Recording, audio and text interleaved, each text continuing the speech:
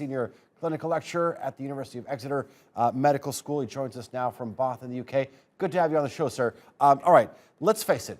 The vaccine rollout across the continent has not been going according to plan. These extra 9 million doses, is it going to be a game changer, a game saver? What is it? It's going to be neither, and it is very unfortunate that the world's most affluent nations are quarreling about the supply of vaccines for their nations, whereas what they should really be doing is learning from the examples of Norway and India, which is share their vaccines globally, because this is a global pandemic, and they don't seem to understand that if you allow runaway infection to carry on in Africa, South America, Malaysia, Indonesia, etc., then the virus can mutate and come back and negate and nullify the effects of your vaccine program. All right.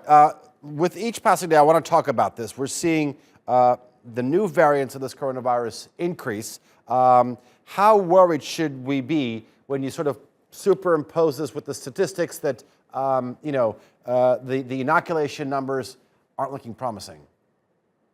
Yes, we should be very worried, and we should work globally, as I said, because we've already got the evidence of these variants emerging, and we know that there is a variant from South Africa which appears to not work so well against the Novavax that recently mentioned. So again, the signals, the warnings, the heads up is there, which is we need to suppress this infection globally to prevent the emergence of variant strains, rather than to work on, I need to immunize my population and I don't care about the other parts of the world. I think what we need to do is bring in the World Trade Organization and look at how we can work around patents and licenses and royalties and enable greater production and immunize the vulnerable parts of the world as well. Okay.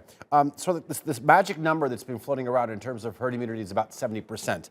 The EU's von der Leyen says that we'd like to actually have 70% of Europe's population vaccinated by the end of summer.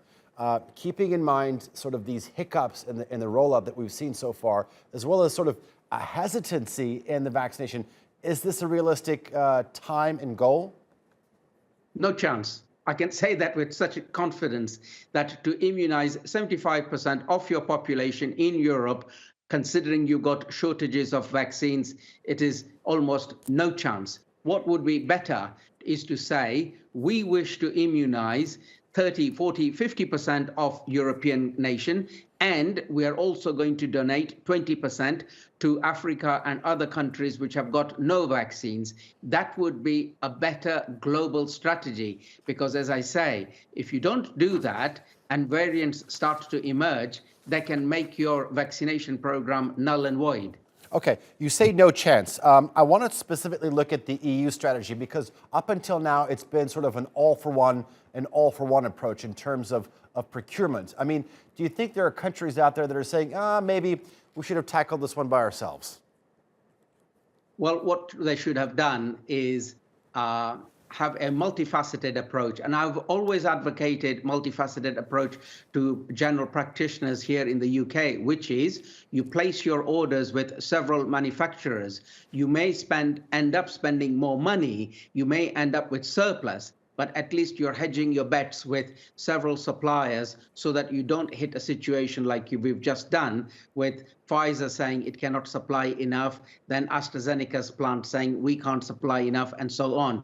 You should spread your bets with several manufacturers. All right, Dr. Bharat Pankhania, always a pleasure talking to you. Thank you very much.